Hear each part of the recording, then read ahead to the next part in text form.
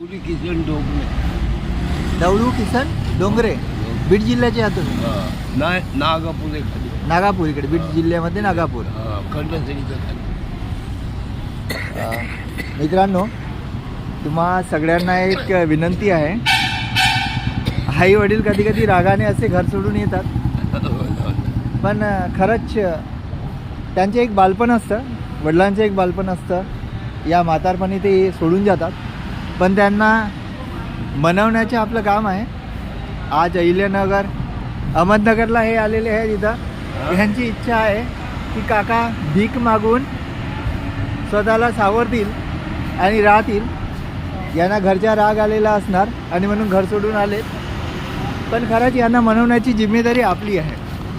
आपल्या सगळ्यांनी समजायला हवं की आपले आईवडील कधी कधी रागाने हे होतात, आपल्याला पण राग येतो, पण त्यांना मनवण्याचं काम आपलं असतं. माझा उद्देश काही रील बनवण्याचा नाही आहे आणि काही नाही, फक्त या काकांना एक मेसेज तुम्हाला पाठवायचं होतं की असे जर आईवडील घर सोडून जात असतील तर त्यांना मनवण्याचे प्रयत्न करा, त्यांना घरी आणा. कारण की भीक मागून ते वाटतं त्यांना की भीक मागून आपण स्वतःला सावरू शकतो, असं होऊ शकत नाही. ठीक आहे, त्यांची परिस्थिती पुष्कळ दयनीय होते, म्हणून अशा आईवडिलांना तुम्ही जवळ घ्या.